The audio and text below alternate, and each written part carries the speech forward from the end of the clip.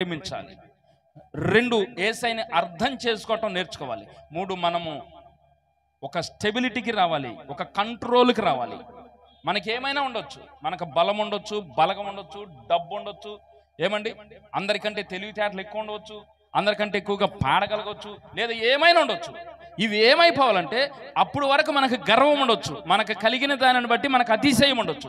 కానీ యేసయ్య దగ్గరకు వచ్చినాక అవన్నీ పోవాలి. స్తోత్రం. అవన్నీ పోవాలి. హల్లెలూయా. మనలో ఉన్న ఈర్ష్య ఉండొచ్చు, కానీ యేసయ్య దగ్గరకు వచ్చినాక ఈర్ష్య ఏమవ్వాలి? పోవాలి. మనలో అసూయ ఉండొచ్చు, కానీ యేసయ్య దగ్గరకు వస్తే ఏం కావాలి చెప్పండి? అసూయ పోవాలి. కానీ అసూయను పెట్టుకుని యేసయ్యను కూడా పెట్టుకుంటానంటే యేసయ్య ఉండడు. ఈర్ష్యను పెట్టుకుని యేసయ్య నువ్వు కూడా నాతో ఉండంటే యేసయ్య ఉండడు. అబద్ధాలాడుతూ యేసయ్య నాతో ఉండంటే యేసయ్య ఉండడు. ఆమెన్. నీకు ఏ లక్షణం అయితే ఉందో చెడు లక్షణాలు, వాటిని వదిలిపెట్టాలి. పేతురు ఏం చేస్తాడంటే మెల్లిమెల్లిగా తగ్గటం ప్రారంభించాడు. ఇంకా చెప్పాలంటే చాలా ఉండే, కానీ మచ్చుకు కొన్ని ఉదాహరణలు. ఇవి అయిపోయినాక యేసు ప్రభువారు చనిపోయే సమయం వచ్చింది. యేసు ప్రభువారు చనిపోయే సమయం వచ్చినప్పుడు పేతురు యేసయ్యతో డిస్కషన్ చేస్తుంటే ప్రభు అన్నాడు, నీవు నన్ను ఎరగవని ఈరోజు ముమ్మారు చెబుతావు. ఎవరితో అన్నాడు? యేసయ్య పేతురుతో అన్నాడు. పేతురు యేసయ్యని ఏమనుకున్నాడు? నా ప్రాణం అనుకున్నాడు. యేసయ్య అన్నాడు, నువ్వు నా ప్రాణం అని అంత సామర్థ్యం నీకు లేదు పేతురు అన్నాడు. మనం కూడా ఏమంటామంటే, యేసయ్య నువ్వు తప్ప నాకు ఇంకెవరు వద్దయ్యా, నేను నిన్నే నమ్ముకున్నానయ్యా, నీ మీదే అనుకున్నానయ్యా, నీ కోసమే బతుకుతున్నానయ్యా అంటాం. అది చూసి యేసయ్య అంటాడు, అంత సామర్థ్యం నీకు లేదు అంటాడు. స్తోత్రం కలుగును గాక. హల్లెలూయా. అంత సామర్థ్యం నీకు ఏం ప్రభువా, నన్ను తక్కువ అంచనా అతను. నాతో చాలామంది ఉంటారు, అన్నా ప్రాణం అన్న నువ్వంటే నీకోసం ఏమైనా చేస్తానన్నా, నీకోసం పరిచర్య చేస్తానన్నా. 3వ రోజు కనపడలేదు. వచ్చిన వాళ్ళు అంటారు, అయ్యగారు ఈ మందిరం మేము చచ్చిపోయేదాకా వదలమండి, మేము చచ్చిపోతే వదులుతాం తప్ప చచ్చిపోయేదాకా ఈ మందిరం వదలమండి. నేను లోపల అనుకుంటాను, ఓహో సరే. గట్టిగా 4 వారాలు వచ్చండి, 5వ వారం రాలేరు. యేసయ్య అంటున్నాడు, నా ప్రాణమని నువ్వు అంటున్నావు, కానీ అంత స్టాండ్ ఫామ్ నీలో లేదు, అంత క్యాపబిలిటీ నీకు లేదు అన్నాడు. పేతురుని కాదు, ఇక్కడ ఉన్న ప్రతి ఒక్కరితో చెప్తున్నాడు, నువ్వు నా ప్రాణం ప్రభు అంటే నీకు అంత సామర్థ్యం లేదు. ప్రాణం అంటే అవసరమైతే నీకోసం నేను ప్రాణం పెట్టేస్తాడు పేతురు. నువ్వు నన్ను ఎరగవని చెబుతున్నాడు యేసయ్య. పేతురుతో అన్నాడు, నువ్వు నన్ను ఎరగవని చెబుతావయ్యా ఈరోజు 3 సార్లు, అలా చెబితేనే కోడి కూసిద్దయ్యా అని ప్రభు చెప్తే పేతురు అన్నాడు, నేనంటే ఏమనుకున్నావు అంటే 3 సంవత్సరాలు నీతో తిరిగితే నువ్వు నన్ను అర్థం చేసుకుంది ఇదేనా? మనం అంటాం కదా, అంటే నేను నీకు అర్థమైంది ఇంతేనా, నువ్వు నన్ను అర్థం చేసుకుంది ఇంతేనా? పేతురు అన్నాడు, నువ్వు నన్ను అర్థం చేసుకుంది ఇంతేనా, అవసరమైతే నీ కోసం నేను ప్రాణం పెడతానన్నాడు. అక్కడ చెబుతుంది ఎవరు? Praise the Lord. అర్థం కాల పేతురుకి. పేతురు అనుకున్నాడు, నేను ఈయనను వెంబడించడం వల్ల యేసయ్యకి ఘనత వచ్చింది అనుకున్నాడు. చాలా మంది అంటారు కదా, మేము మందిరానికి రానంత వరకు అండి ఆ మందిరంలో జనం లేరండి, మేము మందిరానికి వెళ్ళటం ప్రారంభించామండి జనం ఫుల్ అయిపోయారండి. నువ్వు మందిరానికి వస్తే దేవుడు నిన్ను ఆశీర్వదిస్తున్నాడా, లేదా నువ్వు మందిరానికి వస్తే నిన్ను బట్టి దేవుడు ఆశీర్వదింపబడుతున్నాడా? బైబిల్ అంటుంది, నా ప్రాణమయ్యా నీ కోసం నేను ప్రాణం పెడతానని నువ్వు అంటున్నావు, నీకు అంత సామర్థ్యం లేదు పేతురు. ఏం చేయాలి ప్రభువా? పోను నీకు అర్థమైంది. ఆ రాత్రే పేతురు దగ్గర ఒక అమ్మాయి, చిన్న అమ్మాయి వచ్చి నుంచుని, ఇదిగో ఈయన కూడా యేసయ్య శిష్యుడే, నేను చూశాను అంది. కొన్ని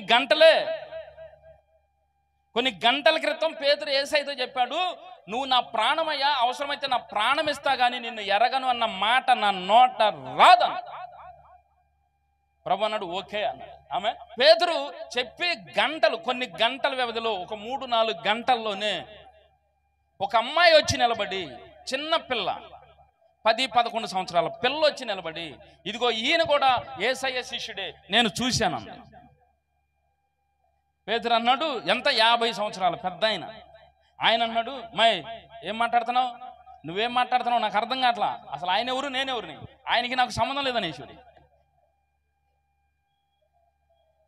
ఆయనకి నాకు సంబంధం లేదని. అంత బాధలో కూడా ప్రభు ఆయన ముఖం వెంక చూశాడు. పేతురికి సిగ్గుపోయి తలదించుకుని ఏం చేయలేని పరిస్థితి అది. అక్కడి నుంచి మరొక ప్లేస్కి వెళ్ళాడు. మరొక ప్లేస్కి వెళ్తే మరొకరు అంటున్నారు, ఈయన యేసు శిష్యుడే, నేను చూశాను, ఈయన అగ్రగణ్యుడు అని చెప్తున్నారు. మళ్ళీ పేతురు అన్న, నువ్వేం మాట్లాడుతున్నావు నాకు అర్థం కావట్లేదండి, ఎందుకు అట్లా మాట్లాడుతున్నారు మీరు, కాస్త సైలెంట్గా ఉండండి. లోపల భయం తన్నుకొస్తుంది పేతురికి. ఆమేన్. అందుకన్నాడు, నా ప్రాణమైన పెడతానంటే నీకు అంత ఈజీ అయిన పని కానే కాదు.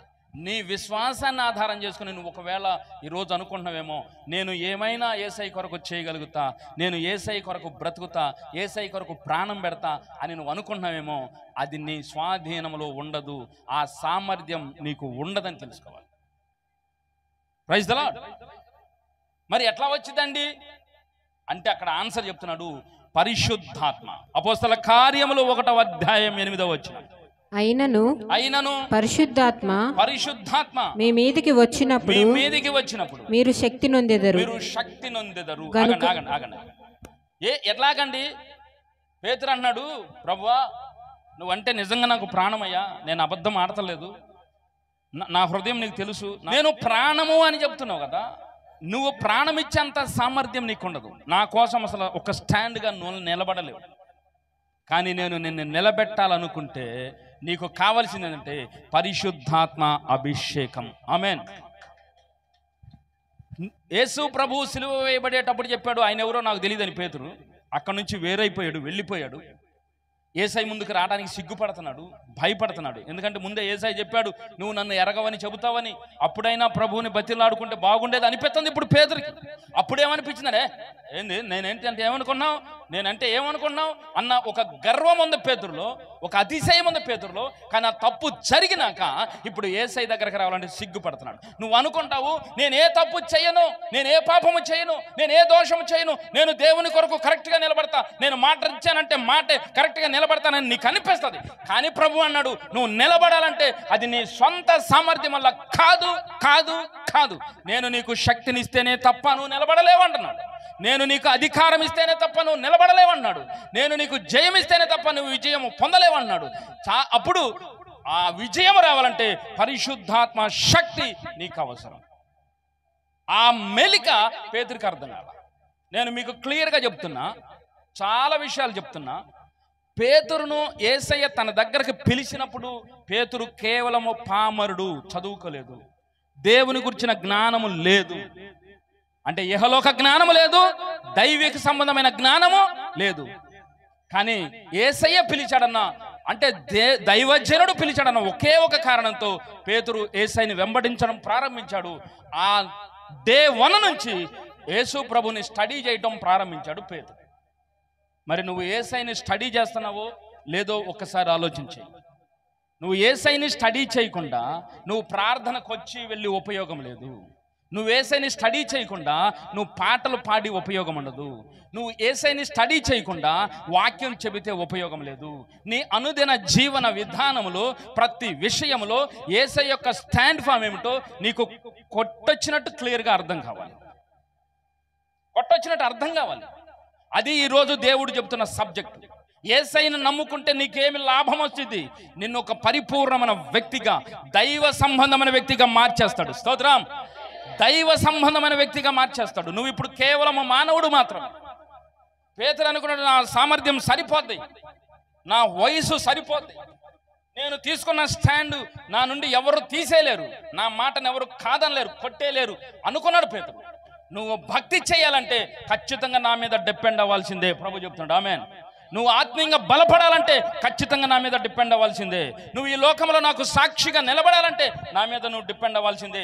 నీ స్వతహాగా నువ్వు ఏమీ చేయలేవు. You are nothing. That is Jesus philosophy. నువ్వు ఏదో తెచ్చిస్తే దేవుడు సంబరపడిపోడు. పూలు తెస్తే దేవుడు సంబరపడిపోడు, బంగారం తెస్తే దేవుడు సంబరపడిపోడు, వెంట్రుకలు ఇస్తే దేవుడు సంబరపడిపోడు, లేదా నువ్వు వచ్చి బలంగా పాడితే దేవుడు సంబరపడిపోడు, లేదా నీ కానుకలు, నీ దశమ భాగాలు, నీ హాస్పిటాలిటీ, నువ్వు సేవకులు చూసే విధానము, వీటన్నిటిని చూసి దేవుడు సంబరపడిపోడు. ఆయాటికి మార్కులు ఉంటాయి, ఆ లెక్క వేరు. నువ్వు దేవుని కొరకు ఖచ్చితంగా ప్రాణము పెట్టేంత స్థాయినికి రావాలంటే you have to depend on Holy Spirit anointing power. That's all. Praise the Lord. అది పేతురుకి చెప్పాడు. పేతురు అర్థం చేసుకోలేక. ఈ రోజు నీ మాట నీకెందుకు చెప్తున్నానంటే, ఒకవేళ నీ అంతరంగంలో ఈ ప్రగల్భాలు ఉన్నాయేమో, నేను యేసయ్య కొరకు పరిశుద్ధంగా ఉంటున్నా, నేను యేసయ్య కొరకు నమ్మకంగా బతుకుతున్నా, యేసయ్య కొరకు ఖచ్చితత్వం కలిగి ఉన్నా, యేసయ్య కొరకు నేను బ్రతుకుతున్నా, నేను ఒక్కదాన్నే బతుకుతున్నా, నేను ఒక్కడనే బతుకుతున్నా, ఇలాంటి లక్షణాలు ఆలోచనలు నీకున్నవేమో, నీ హృదయ పరిస్థితి ఎరిగి ఉన్నాడు గనక దేవుడు అన్నాడు, నీ మట్టుకు నువ్వు దేవుని కొరకు నిలబడలేవు. యేసయ్య దగ్గరకు వచ్చిన వాళ్ళు చాలా మంది అందరు వెళ్ళిపోయారు. 70 మంది వచ్చారు, నేను మీకు శిష్యులుగా ఉంటానని ప్రభు దగ్గరకు వచ్చారు, కానీ 70 మంది నిలబడలేదు. దేవుడు ఎవరి మీద దృష్టి పెడతారో వాళ్ళని స్టాండ్ చేస్తాడు. ఆమేన్. దేవుని దృష్టి ఎవరి మీద పడుతుందో వాళ్ళు ఆత్మీయంగా బలవంతులుగా ఉంటారు. హల్లెలూయా. అంతకు మించి మరొక మాట లేనే లేదు. కాబట్టి యేసయ్య నమ్ముకుంటే ఏమొచ్చింది? ఆయన నీలో దైవత్వాన్ని నింపుతాడు. ఆ దైవత్వం నీలోకి రావాలంటే నీ ఇష్టం, నీ ఆలోచనలు, నీ సొంత ప్రవర్తన పనికి రాదు. అది పనికొచ్చింది అనుకున్నాడు 3 సంవత్సరాలు. మిగిలిన శిష్యులందరూ నాకంటే చిన్నోళ్ళు, నేను యేసయ్య కంటే వయసులో పెద్దోడిని, కాబట్టి నన్ను ఎక్కడ ప్రార్థనకి, పర్సనల్ ప్రార్థనకి వెళ్తున్నా యేసయ్య నన్ను వెంపడి తీసుకెళ్తున్నాడు. అంతే కదా. కొండ మీద ప్రార్థనకి వెళ్తే పేతురు దా, ఎవరింట్లో అన్నా ప్రార్థన చేయగలిగితే పేతురు దా, రే మీరందరూ ఏమన్నాడు రా, శిష్యులందరూ ఏమన్నాడు, మీరందరూ బయట ఉండండి, నేను పేతురు వెళ్ళి, లేదా మర్యాదస్తుడు కనుక నేను పేతురు అని వెళ్ళి ప్రార్థన చేసి వస్తాం, కాసేపు మాట్లాడి వస్తాం. అంటే ఏంటి పేతురు యొక్క కేటగిరీ ఏం చెప్పండి? యేసయ్య దగ్గర personal assistant. Personal assistant. Yesayya call షీట్లు కావాలంటే పేతురు దగ్గరకు వచ్చేవాడు. అంత క్రెడిబుల్, అంత ప్రివిలేజ్ ఇచ్చాడు దేవుడు, అంత ఆధిక్యతనిచ్చాడు. అది చూసుకుని అనుకున్నాడు, నేనేమైనా చేయగలుగుతాను. ఒకవేళ నీకు అలాంటి లక్షణం ఉంటే ఈరోజు అది తప్పు అంటుంది దేవుని వాక్యం. నువ్వు దేవుని కొరకు నిలబడాలంటే నువ్వు ఖచ్చితంగా దేవుని మీద డిపెండ్ అవ్వాలి. నేను రోజు గంట ప్రార్థన చేస్తానని నువ్వు గర్వంగా 4 చోట్ల ఎక్కడైనా చెప్పండి, ఆ మరుసటి రోజు ట్రై చేయండి, ప్రార్థన నడిపింపు వస్తే అప్పుడు నన్ను అడగండి. ఆమేన్. నేను వాక్యం చదువుతాను అని నువ్వు చెప్పు, ఎడైనా గర్వంగా చెప్పు, మామూలు చెప్పడం వేరు. నువ్వు గర్వంగా చెప్పి నేను వాక్యం చదవటం గొప్ప, నేనే చదువుతానన్న ఉద్దేశంతో నువ్వు చెప్పు, మరుసటి దినం నువ్వు వాక్యం చదివితే నన్ను వచ్చాడు. కారణం ఏంటి చెప్పనా? నిన్ను ఆత్మీయ జీవితంలో పడగొట్టడానికి నీ శత్రువు నీ పక్కనే నుంచున్నా. పేతురును ఆత్మీయ జీవితంలో పడగొట్టడానికి, యేసయ్య దగ్గర నుండి తీసేయడానికి, అలాంటి భావాలు గుప్పించడానికి అపవాది పేతురు పక్కనే ఉన్నాడు. ఇస్కారియోతు యూదా పక్కనే ఉన్నాడు, పేతురు పక్కనే ఉన్నాడు అపవాది. ఇస్కారియోతు యూదా డబ్బుకు దొరికాడు, పేతురు ప్రాణానికి దొరికాడు. ఈ స్థితి వచ్చిందని ప్రభువుకి ఎప్పుడో తెలుసు. తెలిసి అన్ని విధాలా చెప్పుకుంటూ వాళ్ళ మైండ్ రిఫ్రెష్ చేస్తూ, ప్రిపేర్ చేస్తూ, దేన్నైనా తీసుకోగలిగిన సామర్థ్యం వీళ్ళు పెట్టాలని చెప్పి అనేక రకాలుగా బోధ చేస్తే దానిని విననివ్వలేదు అపవాది. కనుక దాన్ని ఏమంటారంటే, అది స్వతహాగా స్వభావం, తన అతిశయం, తనలో ఉన్నటువంటి ఒక రకమైనటువంటి ఫీలింగ్. దాని ఒక ఆ భావంతో నేను నిలబడతానన్నాడు పేతురు. అన్ని హృదయ మర్మములు ఎరిగిన దేవుడు, సమస్తమును ఎరిగిన దేవుడు గనక ఆయన అన్నాడు, అది నీ వల్ల కాదు. మన విశ్వాసం పెరగాలండి. ముగించుకుందాం. మన విశ్వాసం అభివృద్ధి అవ్వాలండి. మనం విశ్వాసంలో డెవలప్ అవ్వాలండి.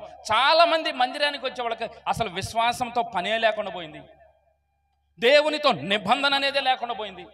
దేవునికి ఒక నిబంధన చేయాలి, దేవునికి ఒక కట్టుబడాలి, దేవుని సిద్ధాంతంలోనికి రావాలి, దేవుని విధానంలోనికి రావాలి అన్న లక్షణాలు లేవు. ఎందుకు మందిరానికి వెళ్తున్నారో కొంతమందికి తెలియట్లేదండి.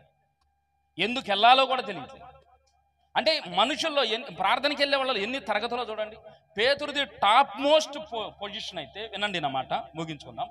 పేతురుది టాప్ మోస్ట్ పొజిషన్, యేసు ప్రభువుకే పర్సనల్ అసిస్టెంట్. అలాంటి ఆయననే ప్రభు అన్నాడు, నీవు తీసుకున్న నిర్ణయంలో నీ అంతటా నీవు నిలబడలేవు. పేతురునే ఆ మాట అంటే మరి నా పరిస్థితి ఏంది? మరి మన పరిస్థితి ఏంది? ఒక చిన్న శోధన వస్తే దేవుని మీద వ్యతిరేకత వచ్చిందే, ఒక మేలు జరగకపోతే దేవుని మీద వ్యతిరేకత వచ్చిందే.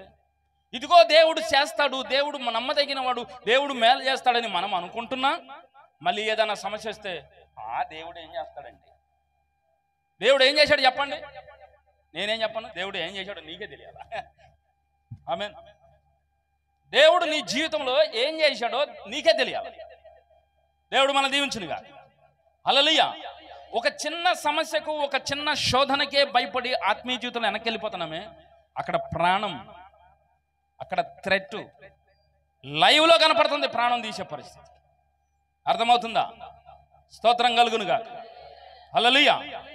ఆ ప్రాణాపాయ పరిస్థితుల్లో పేతురు వెనక్కి తగ్గిపోయాడు.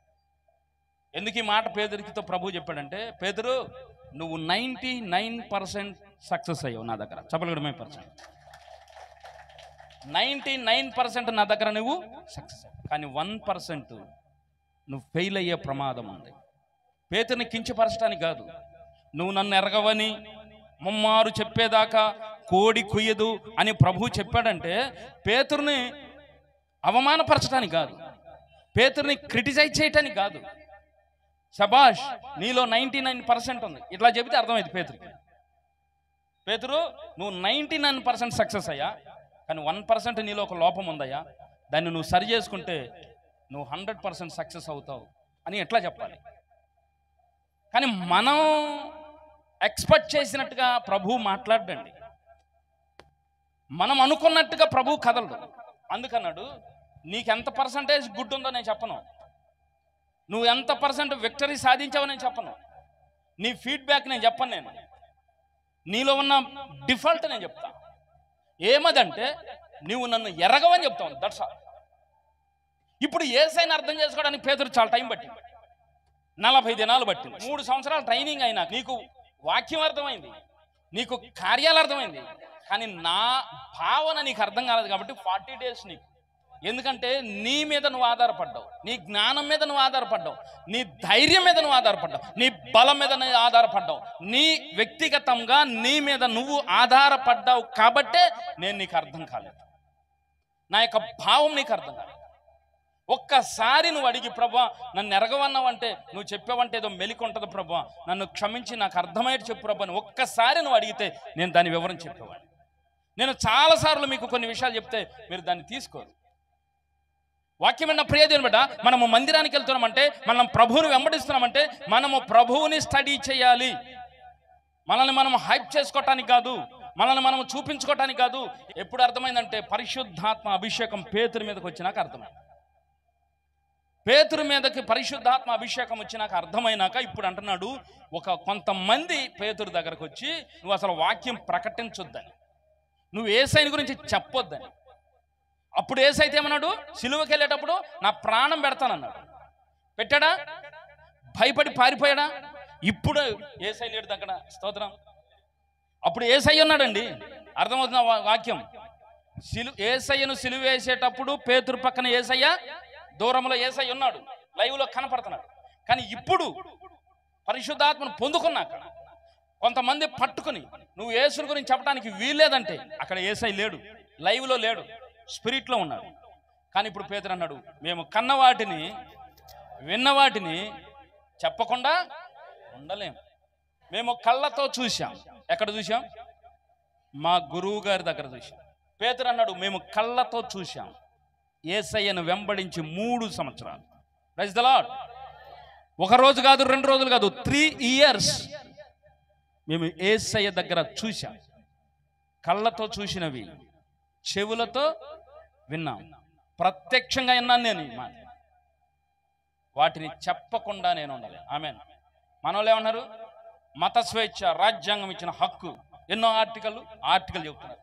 రాజ్యాంగం ఇచ్చిన హక్కు కాదు, గుర్తుపెట్టుకోండి. రాజ్యాంగము భారతదేశంలో ఇచ్చిన హక్కు. రాజులున్న ప్రాంతంలో సువార్త ప్రకటించబడుతుంది. రాజులున్న ప్రాంతంలో హేరోదు మహారాజు క్రూరుడై పరిపాలిస్తున్న రాజ్యములో దేవుని సువార్త ప్రకటించారు అపోస్తలు. ప్రపంచ దేశాలలో సువార్త ప్రకటిస్తుంది. ఏ రాజ్యాంగం ఇచ్చిన హక్కు? భారత రాజ్యాంగం ఇచ్చింది అన్నారు. ఓకే, ఏ రాజ్యాంగంలో రాయబడి మాకు ఇది స్వేచ్ఛ అని ఎవరు చెప్తున్నారు? కొన్ని రాజ్యాంగాల్లో లేదు. బాబాసాహెబ్ అంబేద్కర్ అన్నీ చూశాడు కాబట్టి ఇది అవసరమని పొందుపరిచాడు. దాన్ని బట్టి మనం గర్వపడాలి, ఓకే. కానీ అది అవకాశం ఇచ్చింది కాబట్టి నేను ప్రకటిస్తున్నానన్న మాట శుద్ధ తప్పు. ఎందుకు ప్రకటిస్తున్నావు? నా యేసయ్య చెప్పాడు. చపలుడు మైపరచండి. ఎందుకు సువార్త ప్రకటిస్తున్నావు? నా యేసయ్య చెప్పాడు. ఆమేన్. నేను కళ్ళతో చూసినవి, నేను చెవులతో విన్నవి నేను చెప్పకుండా ఉండలేను. అయితే చంపేస్తాను. నువ్వు అలా చెబితే మేమేం చేస్తాం చెప్పండి? చంపేస్తున్నాడు. పేతురు అన్నాడు, మీరేమన్నా చేసుకోండి. స్తోత్రం చెప్పు. హల్లెలూయా. ఒకప్పుడేం పారిపోయాడు, ఇప్పుడు అన్నాడు మీరేమైనా చేసుకోండి. చచ్చిపోవడానికి రెడీ. యేసయ్యని నమ్ముకుంటే ఏం చేస్తాడు దేవుడు? దైవత్వంలో సంపూర్ణతనిస్తాడు. ఇప్పుడు యేసయ్యలోకి వచ్చినాక నీకేమిస్తానన్నాడు దేవుడు? దైవత్వంలో నీకు సంపూర్ణత. ప్రతి వానిని క్రీస్తులో సంపూర్ణిగా చేస్తా. ఆమేన్. క్రీస్తులో సంపూర్ణ. క్రీస్తు అంటే దైవమే. క్రీస్తు అంటే ఏం చెప్పండి?